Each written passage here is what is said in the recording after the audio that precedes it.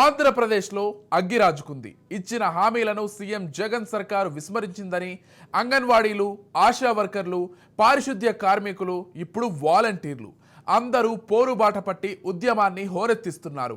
ఎన్నికల ముందు, ఆ తర్వాత జగన్ ఇచ్చిన హామీలు ఏమయ్యాయని తిరుగుబాట పడుతున్నారు. అసెంబ్లీ ఎన్నికలు సమీపిస్తున్న వేళ అధికార పార్టీకి ఊహించని పరిణామం ఎదురవుతోంది. ఆయా వర్గాలు వైసీపీ ప్రభుత్వానికి వ్యతిరేకంగా ప్రభావితం కానున్నాయనే టాక్ వినిపిస్తోంది. 2019 జూన్ 24న వైఎస్ఆర్సీపీ అధికారంలోకి వచ్చిన తొలి నాళ్లలో నిర్వహించిన కలెక్టర్ల సదస్సులో ఏపీ సీఎం జగన్ ఎన్నో ముచ్చట్లు చెప్పారు. అంగన్వాడీలు, ఆశా వర్కర్లు, హోంగార్డులు వీరందరూ చిన్న చిన్న ఉద్యోగులని, వారి పట్ల చాలా ఉదారంగా ఉండాలని అధికారులను ఆదేశించారు. ఇప్పుడు వారే ఎన్నికలకు ముందు జగన్ ఇచ్చిన హామీలు అమలు కాలేదంటూ పోరాటాలు చేస్తుంటే వారిపైనే కత్తికట్టారు. మరో 3 నెలల్లో ఈ ప్రభుత్వం గడువు ముగుస్తున్నా ఇచ్చిన హామీలేవి నెరవేర్చుకోపోవడంతో ఇప్పుడు రోడ్డెక్కడం వైసీపీ నాయకత్వానికి చెమటలు పట్టిస్తోందనే టాక్ ఉంది. జగన్ సర్కారు మెడలు వంచేందుకు కదం తొక్కుతున్నారు. అంగన్వాడీలు 2 వారాలుగా రోడ్డెక్కి పోరాడుతుంటే పారిశుద్ధ్య కార్మికులు సమ్మెకు దిగారు. ఆశా వర్కర్లు డిమాండ్ల సాధనకు నిరసన కార్యక్రమాలు నిర్వహిస్తున్నారు. నిన్న మొన్నటి దాకా జగన్ సర్కార్ అన్ని కార్యక్రమాలకు ఎక్కువగా ఆధారపడుతున్న వాలంటీర్లు షాక్ ఇచ్చారు. వారు సైతం సమ్మె నోటీసు ఇవ్వడం ఇప్పుడు సర్కారుకు మింగుడు పడడం లేదు. మేమేమో గొంతెమ్మ కోరికలు అడగలేదు. కనీసం మేము కనీస వేతనం మా కుటుంబాలు, మా పిల్లలు బ్రతకడానికి కనీస వేతనం 26,000 రూపాయలు ఇవ్వమని అడిగాము. మేము ఈ సెల్లుల్లో చూసి మాకు ఆరోగ్య పరిస్థితి బాగోకపోతే వేతనంతో కూడిన మెడికల్ లీవ్లు అడిగాము. మేము కనీసం మా రిటైర్మెంట్ అయిపోతే రిటైర్మెంట్ బెనిఫిట్స్ 5 లక్షలు దిగిపోయే ముందు వచ్చిన వేతనంలో సగం పెన్షన్ రూపాయన అడిగినాము. కానీ మరి గవర్నమెంట్ వారు మమ్మల్ని పట్టించుకోకుండా చర్చలకు పిలుస్తున్నారు. మీకు కనీస వేతనం ఇవ్వము, ఎల్లండి అని పంపిస్తున్నారు. అంగన్వాడీలకు తెలంగాణలో కంటే ఎక్కువ వేతనం ఇస్తానని బీరాలు పలికిన జగన్ అధికారంలోకి వచ్చాక నెలకు 1,000 రూపాయల చొప్పున వేతనం పెంచి చేతులు దులిపేసుకున్నారు. వారికి 4,200 ఉన్న గౌరవ వేతనాన్ని తెలుగుదేశం ప్రభుత్వం 2 విడతల్లో 150% పెంచి 10,500 చేసింది. జగన్ అధికారంలోకి వచ్చాక ఈ 5 ఏళ్లలో వారికి పెంచింది కేవలం 1,000 మాత్రమే. తెలంగాణలో 2021 జూలైలో అంగన్వాడీల వేతనాన్ని 13,500కి పెంచిన జగన్ కిమ్మనలేదు. జగన్ సర్కార్ 1,000 వేతనం పెంచడం వల్ల అంగన్వాడీలకు జరిగిన మేలు కంటే నష్టమే ఎక్కువని అభిప్రాయం ఉన్నది. వారి వేతనం 10,000 కంటే ఎక్కువ ఉండదని, గ్రామీణ ప్రాంతాల్లోని అంగన్వాడీలకు నవరత్నాల కింద ఇచ్చే సంక్షేమ పథకాలకు అనర్హుల్ని చేసేశారు. 1,00,000కు పైగా ఉన్న అంగన్వాడీలు వివిధ రూపాల్లో ఆందోళనలు చేస్తూనే ఉన్నా వారి గోడు వినే ఓపిక లేకపోయింది. పైగా వారిపైనే పోలీసుల్ని ప్రయోగించి ఎక్కడికక్కడ అరెస్టు, వైసీపీ ప్రభుత్వం అరెస్టు చేయడంపై విమర్శలు వెల్లువెత్తుతున్నాయి. ప్రభుత్వము దరిదాపు ఈరోజు 16 రోజులు అవుతుంది. రాష్ట్ర వ్యాప్తంగా 16 రోజుల నుండి మేము కుటుంబాలంతా వదిలిపెట్టి క్రిస్మస్ కూడా అనుకోకుండా అందరము వీధిన పడడం జరిగింది. మరి ఈ శిబిరంలో మేము దరిదాపు 16 రోజుల నుండి ఉదయం 10 నుండి సాయంత్రం 5 వరకు శిబిరాల్లోనే ఉంటున్నాము. కానీ ప్రభుత్వము మేము అడిగేది ఏమంటే డిమాండ్స్ ఏమడుగుతున్నాం? మేము 11 డిమాండ్లు అడిగినారు. 11 డిమాండ్లలో 9 డిమాండ్లు మేము నెరవేరుస్తామన్నారు. అవి ఏమిటికి పనికిరాని డిమాండ్లు వాళ్ళు చేస్తామనేది. మాకు 62 సంవత్సరాలు వయసు పెంచుతారంట. ఇప్పటికే మేము పనులు చేసి అలసిపోయి వెన్నెముక నొప్పులు వచ్చి, ఒళ్ళు నొప్పులు వచ్చి చాలా ఇబ్బందులు పడుతున్నాం. మేము ఏమడుగుతున్నాం? సుప్రీంకోర్టు ప్రకారము గ్రాడ్యుటీ ఇవ్వాలని మేము అడుగుతున్నాం. కానీ దానికి మాత్రం ఉలకడం లేదు, పలకడం లేదు. మళ్ళీ మీరు కోర్టుకే వెళ్ళండి అంటున్నారు. మరి మేము కోర్టే మాకు అనుమతి ఇచ్చింది. 1972 నుండి వాళ్ళకు రావాల్సిన ఏదైతే మరి గ్రాడ్యుటీ రావాలనో వాళ్ళకి ఖచ్చితంగా న్యాయంగా ఇవ్వాలని చెప్పడం జరిగింది. పారిశుద్ధ్య కార్మికుల వేతనాన్ని 18,000కు పెంచామని 2019 జూన్ 20న అసెంబ్లీలో జగన్ పలికిన వాస్తవానికి వారికి పెంచింది వేతనం కాదు, 6,000 చొప్పున ఆరోగ్య భృతి.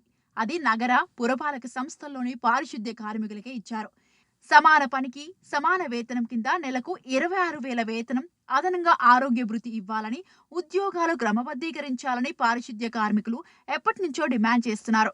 సంక్షేమ పథకాలు పునరుద్ధరిస్తామని హామీ ఇచ్చిన సర్కార్ ఇంతవరకు నెరవేర్చలేదని దాదాపు 50,000 మంది ఇప్పుడు సమ్మెకు దిగారు. మేము నిరవర్ధక సమ్మె చేస్తున్నాం. ఈ వేళకు 16 రోజులు అవుతుంది. ప్రభుత్వం 4 సార్లు మమ్మల్ని చర్చలకు పిలిచారు. అవమానించి బెదిరించి మాట్లాడారు. ఒక స్త్రీకి ఇవ్వాల్సినటువంటి భారతదేశంలో భారత మాతను ఎంత విధంగా పూజింటారు. కానీ స్త్రీ అనేసరికి అంత అవిసాన్ని నేను బొత్స సత్యనారాయణ గారిని నిలదీసి అడుగుతున్నాను. మా మంత్రి ఉషా శ్రీచరణ్ ఒక ఆడదానికి ఎన్ని ఖర్చులు ఉంటాయో తెలీదా? ఆ ఫ్యామిలీని ఒక విధానంలో నడపాలంటే కనీస వేతనం 5,000, మాకు ఇచ్చేది 11,500.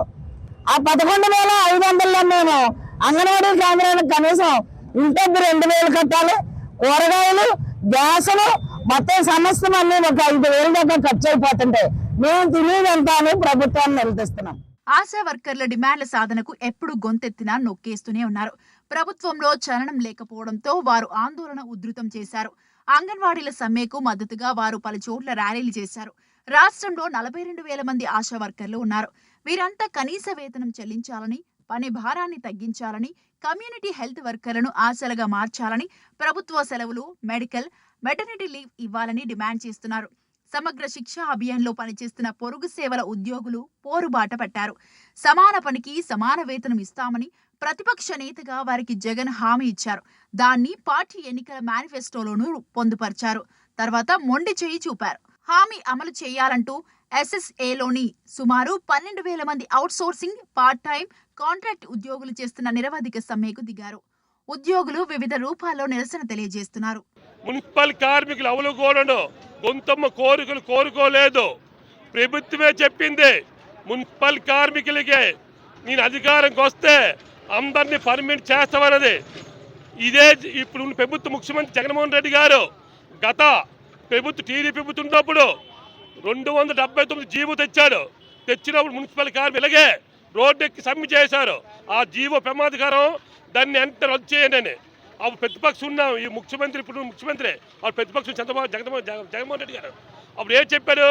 ఈ 279 జీవోని రద్దు చేపిస్తాం, నేను కానీ అధికారంకి వస్తే 6 నెలల్లోనే మున్సిపల్ కార్మికులు అంతండి పర్మిట్ చేస్తానని చెప్పడం జరిగింది. అలాగే మున్సిపల్ కార్మికులు ఏమనలేదు. పాదయాత్రలో జగన్మోహన్ పాదయాత్ర వస్తున్నప్పుడు మున్సిపల్ కార్మికులు ఎక్కడే ఈ పని చేస్తుంటే ఈ పని నరమానవుడు అవడం ఈ పని చేయలేడు.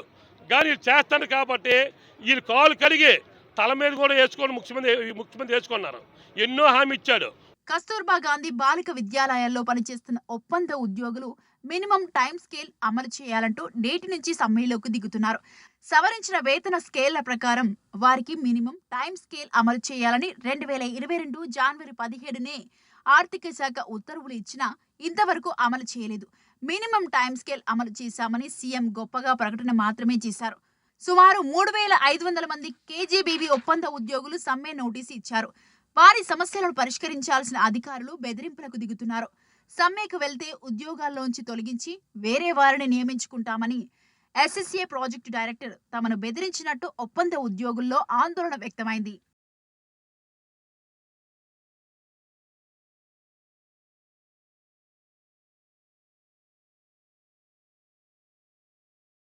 జగన్ ప్రభుత్వానికి సొంత సైన్యంలో ఉన్న గ్రామ, వార్డు వాలంటీర్లు ఆందోళన బాటపట్టారు. ప్రభుత్వం, పార్టీ అన్నా తేడా లేకుండా అన్ని పనులకు తమను వాడేస్తున్న సర్కార్ శ్రమకు తగ్గ ప్రతిఫలం ఇవ్వడం లేదన్న కోపంతో రగిలిపోతున్నారు. ప్రభుత్వంపై తిరుగుబాటుకు సిద్ధమయ్యారు.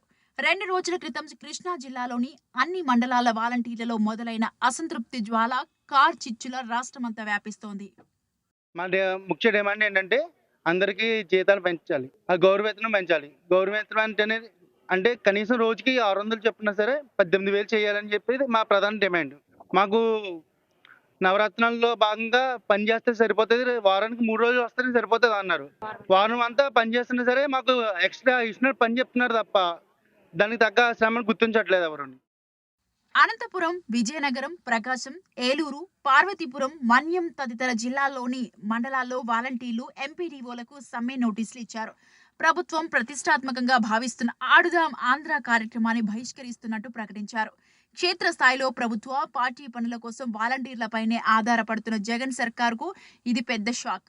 రాష్ట్ర వ్యాప్తంగా 2,65,000 మంది వాలంటీర్లు ఉన్నారు. తమకిస్తున్న గౌరవ వేతనాన్ని 5,000 నుంచి 18,000కు పెంచాలని, ఉద్యోగ భద్రత కల్పించాలని, తమను స్వచ్ఛంద సేవకులుగా కాకుండా ఉద్యోగులుగా గుర్తించాలని వారు డిమాండ్ చేస్తున్నారు. మేము ప్రభుత్వానికి వ్యతిరేకం కాదు, ఎట్టి పరిస్థితుల్లోనూ మేము ప్రభుత్వానికి వ్యతిరేకం కాదు. మా శ్రమకు తగ్గ వేతనం కోసం అది సాధించాలి అనేసి ఈ విషయం సీఎం గారి దాకా వెళ్ళాలి అని చెప్పేసి మా ప్రయత్నం చేస్తున్నామండి. దీన్ని వేరే రకాలుగా ఎవరు వక్రీకరించొద్దండి దయచేసి. ఏంటంటే మాకు ఉద్యోగ భద్రత కల్పించాలి. ఇప్పుడు కరోనా టైంలో ఉందనుకోండి, మేము చాలా శ్రమ పడ్డామండి. నిజంగా ఫ్యామిలీస్ని కూడా పణంగా పెట్టి అన్ని చాలా చేసాం, చాలా సర్వీసులు చేసాం. మాకు జీతాలు పెంచాలండి, జీతాలు పెంచాలి, గౌరవ వేతనం పెంచాలి.